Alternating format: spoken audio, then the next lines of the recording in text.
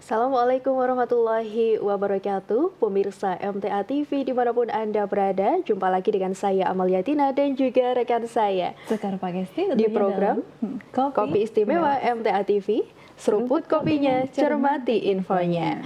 Iya, pemirsa MTA TV, bagaimana kabar Anda di pagi hari ini? Semoga senantiasa dalam keadaan baik, sehat, berbahagia, dan juga semoga senantiasa dalam lindungan Allah Subhanahu wa Ta'ala.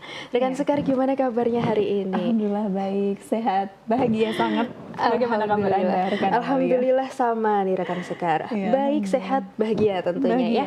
Iya, oke. Rekan Sekar, ini kita tentunya akan hadirkan berbagai informasi yang menarik dan juga informatif gitu ya untuk pemirsa MTA TV. Kita langsung ke informasi yang pertama ya rekan Sekar ya. Ini terkait silaturahmi yang ada di cabang MTA Ngaglik gitu ya. Ini silaturahmi dengan Panewu Ngaglik. Kita langsung saja sampaikan beritanya. Menjalin sinergi dan kebersamaan antar umat Islam, Panewu Ngaglik Kabupaten Sleman, Daerah Istimewa Yogyakarta melakukan silaturahmi dengan warga Majelis Tafsir Al-Quran atau MTA.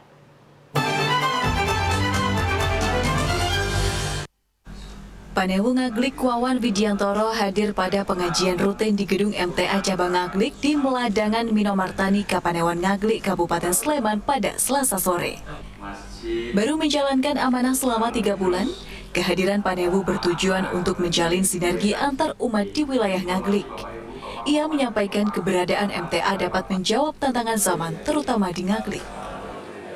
Saya senang sekali bisa bersilaturahmi karena MTA ini suatu majelis yang sangat mulia, memegang teguh Quran dan Sunnah Rasul yang sangat relevan kita butuhkan untuk menjawab tantangan perkembangan di Ngaglik khususnya dan Kabupaten Sleman pada umumnya. Sementara Ketua MTA Cabang Ngaglik berharap kehadiran Panewu diharapkan dapat menguatkan kerjasama antara organisasi masyarakat dan unsur pemerintah di berbagai bidang. Mudah-mudahan dengan kehadiran beliau, kedepannya nanti bisa kerjasama, baik kegiatan-kegiatan sosial maupun kegiatan-kegiatan keagamaan, baik yang ada di kegiatan di majelis atau di MTA, ataupun nanti ada kegiatan di Kapanewon Ngaglik. Kami dari MTA tadi matur siap untuk membantu kegiatan di Kapanewon Ngaglik. Ini dalam Diharapkan sinergi antara MTA dengan unsur pemerintahan dan masyarakat dapat memberikan dampak positif, serta menjadi sarana meluaskan dakwah Al-Quran dan Sunnah. Kontributor Sleman, Daerah Istimewa Yogyakarta, Heru Agung Santosa, MTA TV. Ya, itu tadi ya kabar dari MTA Cabang Ngaglik Sleman, rekan Amalia, Masya Allah. Majelis Tafsir Al-Quran tidak hanya menghadirkan kegiatan mengaji saja atau kegiatan majelis yang lainnya, tapi juga dalam rangka sosialisasi kepada masyarakat. Ini juga merupakan salah satu bentuk dakwah begitu ya, Masya Allah. Betul sekali. Baik, ya. Baik, saat ini kita akan langsung menuju ke Karanganyar begitu ya, rekan Amalia. Untuk informasinya langsung saja kita bacakan terlebih dahulu. Baik pemirsa, penggunaan teknologi memungkinkan manusia untuk menyelesaikan pekerjaan dengan lebih cepat dan efisien. Hal itu pula yang terlihat dalam proses pembangunan gedung pengajian oleh warga MTA di Kecamatan Caten, Kabupaten Karanganyar, Jawa Tengah.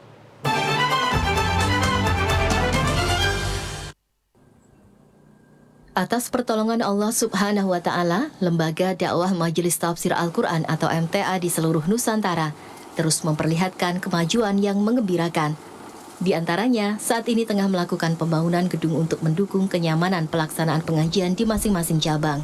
Pemandangan cukup menarik terlihat pada pembangunan gedung pengajian MTA Cabang Jaten 6. Dalam kegiatan gotong royong pengecoran dak lantai 2, warga memanfaatkan teknologi tepat guna berupa lift cor dan troli.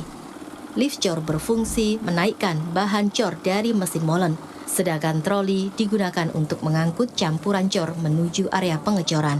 Seluruh peralatan dioperasikan oleh operator yang telah berpengalaman. Itu kaitannya dengan troli, memang supaya nanti itu pertimbangannya waktunya jadi lebih cepat, kemudian efisien, juga kaitannya lebih lancar. Dengan bantuan alat ini, pengecoran seluas 300 meter persegi berhasil diselesaikan lebih cepat daripada dikerjakan secara manual. Keberadaan pengajian MTA Cabang Jaten 6 saat ini juga mendapat sambutan baik dari warga sekitar. Bahkan, cabang ini aktif berpartisipasi dalam berbagai kegiatan lingkungan setempat. Kontributor Karanganyar, Jawa Tengah, Suparno, MTA TV. Ya, alhamdulillah ya diberikan rezeki oleh Allah untuk bisa membangun gedung pengajian dengan cara yang lebih cepat gitu ya rekan Sekar. Iya, kita masih di area Solo Raya ya rekan Sekar, tapi kita berpindah ke Surakarta. Ini kita langsung saja sampaikan beritanya ya. Penanganan sampah masih menjadi tantangan utama di perkotaan, termasuk di kota Surakarta, Jawa Tengah. Bersama Kodim 0735 Surakarta, Pemkot meluncurkan program penanganan sampah.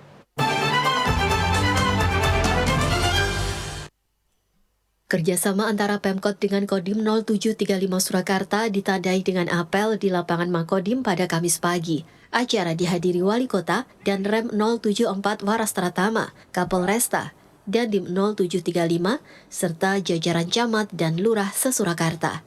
Dalam apel ini Pemkot dan Kodim menandatangani nota kerjasama penanganan sampah, serta secara simbolis, Wali Kota menyerahkan tempat sampah organik dan non-organik kepada Babinsa. Wali Kota menegaskan penanganan sampah bukan hanya tanggung jawab pemerintah, melainkan tugas bersama seluruh elemen masyarakat. Program ini berfokus pada pengurangan, pemilahan, serta pemanfaatan kembali sampah rumah tangga. Juga terkait Smart City, dan Smart City itu ada pengelolaan lingkungan sampah. Isu sampah tentunya ini menjadi isu kewilayahan baik di perkotaan dan kabupaten. Kita tidak hanya solusi untuk di tingkat tempat pembuangan akhir di akhir, tapi kita dekatkan ke masyarakat supaya memperlambat debitnya atau debitnya ke TPA tidak terlalu banyak. Berterima kasih kepada Wali Kota dan pemerintah Kota Surakarta. Tentunya Kodim 0735 Surakarta akan mengerahkan seluruh Babinsa yang ada di seluruh kelurahan dan kecamatan. Tentunya kami tidak bisa bekerja sendiri, kami akan bersama-sama dengan lurah dan juga stakeholder terkait, diantaranya ada Babin Kamtipmas dan juga Linmas, serta teman-teman Saberling yang ada di lapangan untuk sama-sama mendampingi masyarakat, menyadarkan masyarakat untuk bisa memilah sampah dari rumah. Melalui sinergi antara pemerintah, TNI, Polri, komunitas, dan masyarakat, Kota Surakarta menargetkan terwujudnya budaya bersih serta pengelolaan sampah modern dan berkelanjutan. Dari Kota Solo, Jawa Tengah, Habib Taslim, MTA TV. Pengelolaan sampah yang modern begitu ya. Betul sekali. Nah, ada kolaborasi dengan Pemkot dan juga Kodim gitu ya rekan Sekar ya. Langsung kita ke berita berikutnya, masih di Kota Solo juga ya rekan Amalia, kita akan sampaikan kepada pemirsa. Untuk beritanya adalah belajar dan mengenal langsung proses pembuatan berita. Sejumlah pelajar di Kota Solo, Jawa Tengah menggelar workshop jurnalistik sebagai bekal membentuk citra atau branding sekolah melalui karya jurnalistik.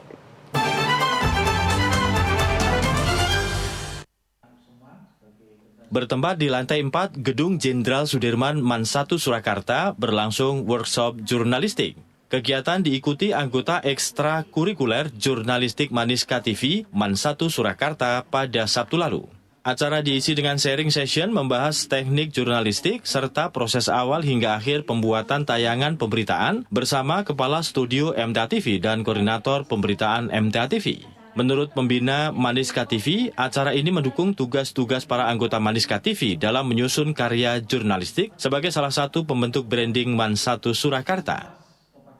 Tujuan hari ini adalah untuk memberikan bekal bagi anggota baru jurnalistik Maniska TV agar mereka mendapat bekal untuk melaksanakan tugas jurnalistik, terutama untuk meliput semua kegiatan madrasah, baik yang ada di dalam maupun di luar. Harapannya semoga anak-anak kami bisa lebih siap dalam melaksanakan tugas jurnalistik untuk membranding Man 1 Surakarta. Acara berlangsung menarik, terbukti dengan antusiasme peserta dalam mengajukan pertanyaan kepada narasumber. Di workshop ini saya lebih bisa mendalami jurnalistik, lebih tahu bagaimana cara menyampaikan berita yang baik, menyusun berita yang baik, dan semoga saya bisa menambah pengalaman dan skill saya di bidang jurnalistik. Melalui workshop ini diharapkan para anggota jurnalistik Maniska TV dapat mengembangkan potensi di bidang jurnalistik serta membantu membangun citra madrasah. Dari Kota Solo, Jawa Tengah, Abdul Wahid, MTA TV. Ya, Masya Allah, menarik sekali gitu ya. Tentunya untuk teman-teman yang ada di Man 1 Surakarta, pelatihan jurnalistik untuk membuat berita gitu. Ini pastinya juga bisa menambah skill, bisa menambah pengalaman mereka juga, rekan sekar. Iya, ini tentunya juga berita adalah sumber atau informasi gitu ya yang bisa kita terima, juga tadi bisa diperuntukkan sebagai branding juga untuk sekolahnya. Iya, kita juga akan hadirkan ya Zoom bersama dengan pihak Man 1 Surakarta, rekan sekar, tapi setelah jeda gitu ya. Iya, pemirsa MTA TV dimanapun Anda berada, kami akan jeda sebentar, kami akan kembali setelah informasi-informasi berikut ini.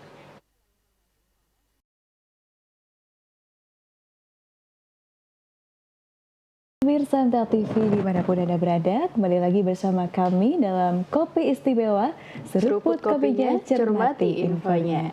Ya, masih bersama saya Sekar Pangesti dan juga rekan saya Amalia Tina. Ya, baik. Nah, tadi kan rekan Amalia sudah menyampaikan gitu ya, kita akan berbincang begitu dengan pembina dari jurnalistik Man 1 Surakarta yang kemarin 11 Oktober hari Sabtu ini sudah mengadakan workshop atau seminar jurnalistik. Nah, boleh kita akan sambung begitu ya rekan Amalia langsung dengan pembina dari jurnalistik Man 1 Surakarta. Sudah ada Bapak Rusdi Mustafa SPD Sarjana Pendidikan. Kita sapa terlebih dahulu. Assalamualaikum warahmatullahi wabarakatuh. Pak Rusdi. Ya, baik. Ini dengan saya Sekar ya Pak, dan juga rekan saya Amalia Tina. Ini sudah terhubung dengan jelas ya Pak ya? Jelas. Alhamdulillah. Iya, bagaimana kabarnya Pak Rusdi di pagi hari ini? Alhamdulillah, luar biasa ya, habis ngajar ini Pak. Alhamdulillah, Masya Allah begitu ya. Ya, baik. Pak Rusdi, ini menarik sekali ya menghadirkan kegiatan yang sangat pastinya bermanfaat dan mungkin tidak semua sekolah mengadakan kegiatan serupa begitu. Adalah seminar jurnalistik. Apa Pak yang melatar belakangi kegiatan ini menghadirkan pemateri dari salah satu stasiun TV yaitu MTA TV begitu ya untuk memberikan workshop dan juga materi-materi seminar di dalam seminar jurnalistik gitu ya, khususnya tentang pembuatan berita begitu. Pak Rusdi silahkan.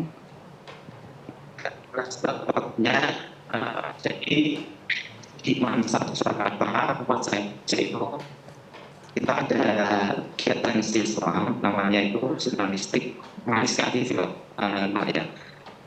Jadi kami ingin membekali anak-anak kami yang aktif di mandiskatif itu untuk mendapatkan ya ilmu terkait proses jurnalistik kita ya. Walaupun memang selama ini anak-anak sudah biasa membuat berita yang nanti biasanya akan di-upload di YouTube. Rasa, cuman lebih mantap gitu ya Pak ya, terkait di mana yang sebenarnya dari praktisnya langsung itu maka kemarin dari teman-teman MTA TV untuk bisa memberikan insight kepada kami terkait khusus yang itu. Baik, ya. Jadi tadi kalau kita lihat adalah Maniska TV gitu ya, berarti Man 1 Surakarta TV gitu ya Pak. Sudah memiliki TV dan channel YouTube sendiri mungkin Pak Rusdi? Iya, jadi sebenarnya ini untuk ini kita punya channel sendiri, dan kita sudah ada yang sebelumnya ya, bahkan kayaknya kurang terbuka gitu. Kemudian saya riset sendiri ya untuk buat semacam kegiatan jurnalistik gitu ya. Kemudian saya kasih nama Manis TV. Dan memang dari awal saya memang suka dengan kegiatan di broadcasting gitu ya Pak ya. Waktu saya tidak punya ilmu broadcasting itu sebenarnya itu sendiri gitu ya. Senang diawali dari fotografi, kemudian saya masuk ke fotografi juga. Kemudian ketika saya di satu kan ada kegiatan semacam yang sekarang sudah kita lakukan ini. Kemudian ini besar ya, ada kegiatan yang prestasi yang besar yang disampaikan ke masyarakat gitu ya. Kemudian saya secara apa ya, saya sendiri untuk memberikan kegiatan itu. Iya, jadi minatnya ini ditularkan kepada siswa-siswinya gitu ya Betul, rekan betul. sekali ya, Masya Allah. Ini dengan tadi juga adanya pelatihan dari sekolah tentunya untuk meningkatkan skill dan juga pengalaman dari siswa. Nah Pak Rusdi nih, apakah dengan adanya workshop ini juga ataupun mungkin juga ekskul jurnalistik itu juga berpengaruh terhadap branding positif untuk sekolah nih Pak Rusdi? Ya sangat sekali, sangat ya branding satu ya. Jelas ketika ada kegiatan cuman ya dari pejabat besar ataupun provinsi atau daerah itu secara kita tunjuk tentang dan mereka kita kali nanti harus wawancarai, kemudian harus bisa menggali informasi yang sedang mereka lihat itu apa gitu lah. Ya setelah saya berada seperti itu ya saya kasih tanda mereka ada bos dengan MTATV itu ya kemudian semakin ada yang semakin nyaman, semakin pede lah. Kalau itu langsung dari praktisnya gitu. Iya, anak-anak jadi semakin pede gitu ya untuk menghasilkan karya-karya jurnalistiknya kan sekali. Iya, betul sekali rekan Amalia. Baik Pak, dalam pembuatan berita itu kan kita juga butuh proses mungkin di awal ketika mulai menulis ini kadang ada yang lancar, ada juga yang memang butuh waktu lama gitu karena memang tidak semudah itu Pak Rusdi. Tapi insya Allah anak-anak Man Satu ini akan bisa membuat berita itu dengan baik dan juga berita-berita yang pastinya dengan bahasa-bahasa yang sesuai begitu ya. Baik, kemudian pasti dalam kita membuat sesuatu ini ada tantangannya Pak. Tapi apakah ada tantangan terberat begitu Pak yang dialami oleh para siswa Man Satu Surakarta ini dalam pembuatan berita begitu? Karena kami di awal itu kan ya kemarin itu ya peralatan gitu ya. Setelah di awal itu kan kami itu kan menggunakan HP banyak HP dan selama proses saat itu dari sekolah diberikan merah kemudian kayak pun dan sebagainya. Awalnya alatnya ya kan kita berawal dari saya sendiri untuk yang saya ini kalau misalkan seperti mungkin ya kan orang itu ada yang di SMP atau SMP ada apa ya ilmu tentang jurnalistik, juga ada yang maksimal mungkin biar ini gitu ya. Takutnya saya secara apa ya kalau tadi yang memberikan alhamdulillah misalnya cara mengambil angle kamera dan sebagainya, cara menulis cerita yang saya sebenarnya juga belajar secara tidak dan juga sering apa ya berkomunikasi dengan media yang sering teman satu ya ini bisa sampaikan ke anak jadi memang beberapa dari yang apa ya masih sebenarnya saya pun kita masih terus belajar ya sehingga nanti ini bisa lebih baik lagi banyak gitu. Iya pastinya masih terus belajar gitu ya untuk siswanya juga. Tadi belajar juga bagaimana caranya mengambil gambar untuk berita, bagaimana juga caranya menyusun naskah berita, bagaimana cara juga memilih topik untuk berita gitu ya. Nah tentunya kolaborasi antara Man Satu Surakarta dan juga MTA TV ini pastinya harapannya juga ke arah yang baik gitu ya. Nah ini apakah juga tentunya bermanfaat untuk ekstrakurikuler jurnalistik sendiri dari Man Satu Surakarta nih Pak Rusdi? sangat bermakna sekali ya. Kemarin setelah acara itu kan kita ada evaluasi ya, maksudnya selesai itu karena merasa selesai kan Pak sejak kayak gini gitu kan karena awal dulu kan sudah kita bersama dengan media lain gitu ya, media yang lain. Nah sekarang kita ini ada dua itu aja yang dua ya, jadi mereka benar-benar sangat haus sekali tentang ilmu jurnalistik terutama untuk pembuatan berita ya. Dan acara depan nanti kita akan follow up lagi ya. Giatnya kemarin mungkin kita akan berkunjung ke teman-teman di nggak sih mungkin nanti untuk yang bisa langsung lihat lah proses itu akhirnya sebuah buat pernikahan gitu loh. Jadi biar mereka dapat gambaran yang lebih jelas lagi ya. Kalau kemarin kan setelahnya itu apa ya punya sekitar punya mungkin nanti secara seperti itu Pak. Iya, ada juga keinginan untuk berkunjung gitu ya, langsung ke MTA TV boleh pastinya Pak Rusdi ya, silahkan gitu ya, ajak siswa-siswinya untuk berkunjung ke MTA TV gitu. Rekan sekarang menambahkan? Sudah cukup sepertinya. Iya, terima kasih Pak Rusdi untuk waktunya. Tentunya semoga sukses selalu untuk ekskul jurnalistik MAN 1 Surakarta. Dan Pak Rusdi selamat melanjutkan aktivitas kembali. Wassalamualaikum warahmatullahi wabarakatuh. Selamat. Iya. Iya, rekan Sekar tadi sudah wawancara bersama dengan pembina gitu ya Maniska TV dari MAN 1 Karanganyar. MAN 1 Surakarta, mohon maaf aduh kurang konsen nih ya. Ini kurang diseruput kopinya. Oh iya, betul. Bisa harus seruput kopi juga gitu ya. Betul. Iya, kita ke informasi selanjutnya aja ya rekan Sekar ya.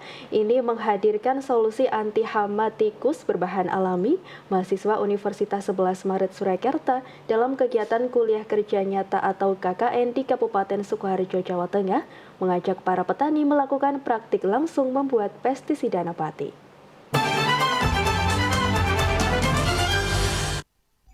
Kegiatan digelar di gedung MTA Cabang Weru 3 Sukoharjo, menghadirkan langsung pencipta Piyoyoso, Yoso Martono Suyadi, sebagai narasumber.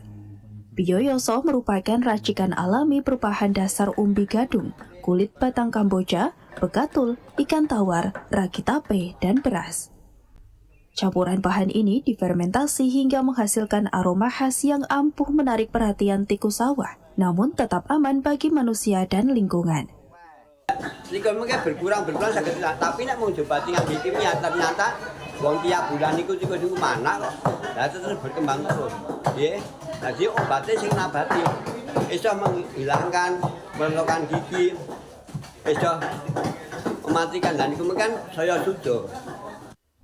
Dalam praktik ini, para peserta diajak langsung menumbuk bahan, mencampur, hingga menyiapkan umpan yang siap digunakan di area pertanian. Piyoyoso telah terdaftar resmi di Kementerian Hukum dan HAM Republik Indonesia sebagai karya intelektual ciptaan Yoso Martono Suyadi. Ketua Panitia berharap kegiatan ini bisa memberi manfaat langsung bagi masyarakat, khususnya petani, agar bisa menerapkan pertanian organik yang lebih berkelanjutan, petani mandiri, dan lestari. Kita ingin terutama di bidang pertanian, khususnya di Desa Grogol, agar bisa mengangkat pertanian dengan tema berkelanjutan, yaitu dengan organik. Dengan inovasi lokal seperti Piyoyoso, diharapkan petani Indonesia semakin mampu mengembangkan solusi pertanian yang alami dan berkelanjutan. Kontributor Sukoharjo, Jawa Tengah, Wahyudi, MTA TV. Ya baik, alhamdulillah ya lagi-lagi di MTA juga membuka dan juga terbuka khususnya perhatian dalam bidang pertanian. Betul. Gitu ya. Dan alhamdulillah ini dari KKN Universitas 11 Maret gitu ya berkolaborasi membuat pupuk gitu ya anti hama tikus. Bahan-bahannya tadi juga ada dari hewan, dari ikan air tawar hingga tumbuhan, ada bekatul hingga beras gitu ya rekan Amalia, dan pastinya bermanfaat pasti. Ini pastinya pupuknya ampuh tapi masih aman gitu ya untuk manusia. Jadi kita petani gitu ya menggunakannya tidak perlu khawatir gitu. Tidak seperti pupuk kimia gitu ya rekan sekalian ya. Iya. Baik, kita ke berita berikutnya rekan Amalia. Menyusul adanya peningkatan aktivitas gunung berapi, Badan Penanggulangan Bencana Daerah Kabupaten Sleman, Daerah Istimewa Yogyakarta, menggandeng ratusan personel gabungan dari berbagai instansi dan relawan dalam apel siaga kedaruratan bencana erupsi gunung berapi. Apel siaga kedaruratan bencana erupsi Gunung Api Merapi tahun 2025 oleh BPBD Kabupaten Sleman berlangsung di Barak Pengungsian Purwo Binangun Pakem. Apel dipimpin langsung oleh Wakil Bupati Sleman, Danang Maharsa. Apel ini digelar menyusul peningkatan aktivitas Gunung Merapi di perbatasan DIY dan Jawa Tengah. Wakil Bupati menyampaikan, berdasarkan data yang ada, salah satu gunung api teraktif di dunia ini di sepanjang September 2025 saja telah memuntahkan 88 kali guguran lava. Kali ini diikuti oleh seluruh relawan dan semua dinas yang terkait untuk menyiapkan semua kondisi, baik di lapangan, baik di barak pengungsian, baik terkait dengan menu dapurnya apabila nanti sewaktu-waktu erupsi Merapi ini terjadi. Setelah rangkaian apel utama, kegiatan dilanjutkan dengan peninjauan pasukan, kendaraan, dan peralatan bencana, serta menguji kesiapan lapangan dengan simulasi evakuasi. Kita membangkitkan kembali memori agar masyarakat dan kita semua itu selalu ingat bahwa sewaktu-waktu gunung api Merapi ini bisa juga mengeluarkan letusannya ataupun kemudian bubudanya. Sehingga kita mesti harus selalu waspada.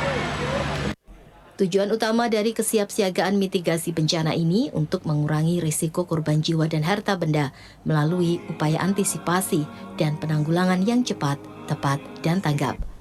Kontributor Daerah Istimewa Yogyakarta, Trianto, MTA TV.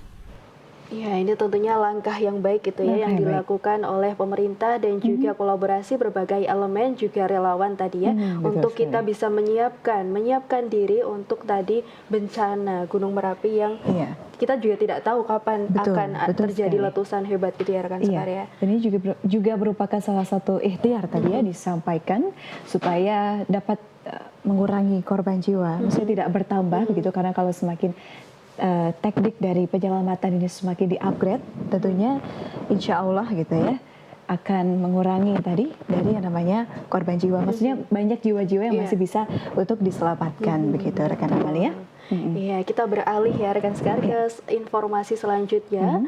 Bangunan peninggalan zaman kolonial Belanda tersebar di berbagai daerah di Indonesia. Salah satunya di Kabupaten Sleman, DIY. Terdapat bangunan ikonik berusia lebih dari 1 abad yang masih berfungsi dengan sangat baik hingga kini. Masyarakat setempat lebih mengenalnya dengan nama Bu Renteng.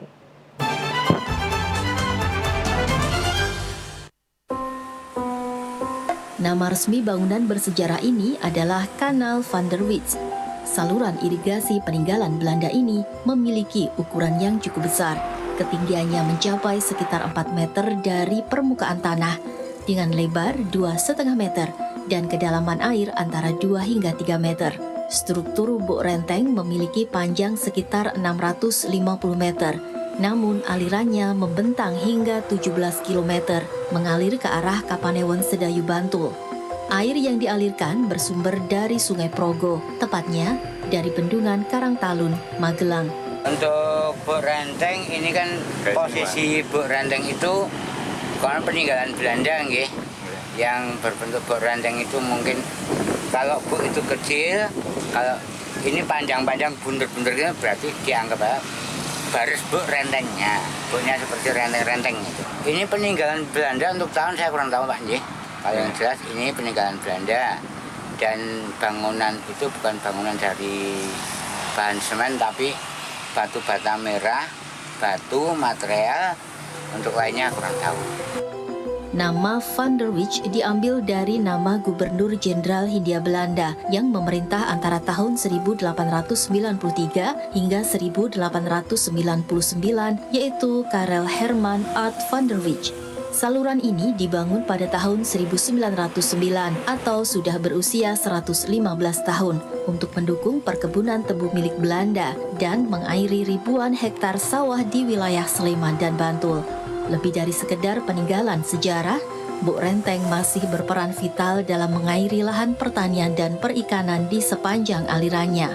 Karena nilai sejarah dan keunikan arsitekturnya, pemerintah Daerah Istimewa Yogyakarta menetapkan Buk Renteng sebagai cagar budaya pada 11 November 2008. Bangunan ini menjadi saksi bisu kejayaan sistem irigasi masa kolonial yang hingga kini masih memberi manfaat bagi masyarakat sekitar. Sebuah warisan yang terus mengalir dari masa lalu hingga hari ini. Kontributor Sleman Daerah Istimewa Yogyakarta, Heru Agung Santoso, MTA TV. Bu Renteng tadi ya yang ditetapkan sebagai cagar budaya pada 11 November 2008 ya rekan Amalia. Dan khasnya memang bangunan zaman dulu khususnya atau mungkin bangunan kolonial ini memang kuat gitu awet ya. gitu Kuat ya. dan juga awet gitu. Iya. Dan tadi juga masih berfungsi hingga saat ini, tidak hanya cagar budaya tapi juga masih digunakan gitu ya, bahkan mengalir gitu ya dari Sleman hingga Bantul gitu. Dengan usia yang tadi rekan Amalia sampaikan katanya 115 tahun. 1 abad lebih gitu ya. Luar biasa, Masya Allah. Ya rekan Sekar, ini dia tadi ya informasi yang bisa kita sampaikan gitu ya, kepada pemirsa MTA TV, berbagai informasi dari berbagai daerah dan juga berbagai bidang, mulai dari tadi kebencanaan, ada juga kemajelisan juga, ada juga ini tadi untuk cagar budaya gitu, Masya Allah, luar biasa gitu ya. Dan tentunya kita selalu akan hadirkan insya Allah informasi-informasi menarik dan juga inspiratif melalui program Kopi Istimewa MTA TV. Seruput kopinya, cermati infonya gitu ya. Dan saya Amalia Tina juga saya Sekar Pangesti pamit undur diri pemirsa. Wassalamualaikum warahmatullahi wabarakatuh.